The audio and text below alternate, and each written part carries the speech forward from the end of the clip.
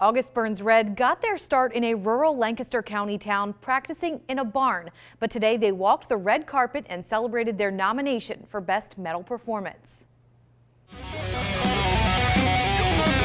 At first listen, August Burns Red may shock you. People who aren't used to our music when the first time they hear it, I'm sure all they think is like rah, rah, rah. Like all you hear is the vocals when you first hear this kind of music, and I get that. But the unique sound of ABR, described as metalcore, is something that's earned the band 2 Grammy nominations, one in 2015 and one this year. We were very honored to be there, and I think it's very neat of the Grammys to include bands like us who are not mainstream, but who have worked very hard and who have a very little fan base. But to get where they are today, it took a lot of hard work. And it all started on a farm in Manheim, Pennsylvania back in 2003 when drummer Matt Greiner met guitarist J.B. Brubaker and Brent Rambler. I said, I play drums, kind of. I'm not very good, but you're not that good at guitar from what you say, and so let's play together. From there, it all began, with a few band member changes, adding both bass guitarist Dustin Davidson and vocalist Jake Lors in 2006. The band began to catch wind.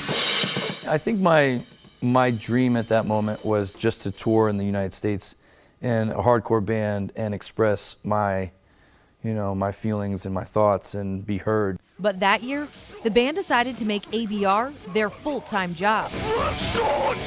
You have to remind yourself your job on the worst day is still better than someone's job on their best day, just because it is your hobby.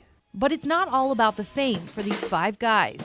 It's not really like the rock and roll life that people I think it is. We're not out there partying all the time. It's a business, and so we try to be as professional as we can. Their humble spirit and dedication to their craft led the band to a Grammy nomination in 2015. The 20-year-old me wasn't looking for anything but just touring in the States, and now I'm getting a text message saying that I got nominated for a Grammy. So I texted back and I was like a real Grammy? Or am I really thinking of the Grammys? Sure enough, the next one was from my mom. Congratulations, I can't believe you just got nominated. Making a pit stop from their tour in February of 2016, the band made their first appearance at the awards show with a unique entrance after getting stuck in an elevator. So I just walked up to the firefighters and I said, hey, we're late for the Grammys, and we'd really love to get a ride if possible, and they said, yeah, man, your band's name is August Burns Red. We're firefighters. It's a perfect fit. ABR didn't take home the Grammy, but continued to grind, putting out their album Phantom Anthem last year.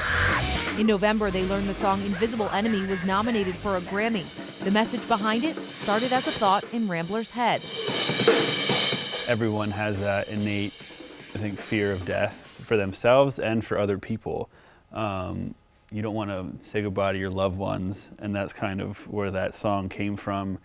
And you just kind of hope that when you do get to the end, or when a loved one gets to the end, that there is comfort. And though the lyrics are screamed, don't be so quick to judge, based on what you're hearing, because the lyrical content that we have is very real and very honest and very uplifting. And that's the message the band hopes to hit home with their fans, along with showing them that hard work does pay off. I'm grateful for growing up where we did, because we learned that to get something done, to accomplish something, you have to work hard for it.